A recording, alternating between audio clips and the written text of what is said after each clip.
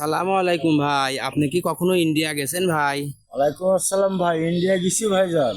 কোথায় কোথায় গেছেন? দিল্লি, কানপুর, মঙ্গলচড়া, ইউপি, গাজিয়াবাদ, কোচবিহার, বিহার, শিলিগুড়ি, জলপাইগুড়ি, নিউ জলপাইগুড়ি, দার্জিলিং, উপরাসাম, মেসাসাম, ধূপগুড়ি, ময়নাগুড়ি, রানীনগর, তামিলনাড়ু, চেন্নাই, ভেলোর, বোম্বে শহর, জম্মু কাশ্মীর, কাশ্মীর, আলিগড় কাশ্মীর। অনেক জায়গা তো আপনি গিয়েছেন। হ্যাঁ ভাই, 7 বছর বয়সকালের থেকে আমি 24 বছর আমি ভারতে ভ্রমণ করেছি। যাক আলহামদুলিল্লাহ। এখন আপনি বাংলাদেশে মানে আপনার পিতৃভূমি বাংলাদেশ না মাতৃভূমি? পিতৃভূমি, বাপদাদার পিতৃভূমি, 14 গোষ্ঠী ভূমি হলো বাংলাদেশ। মাশাল্লাহ মাশাল্লাহ।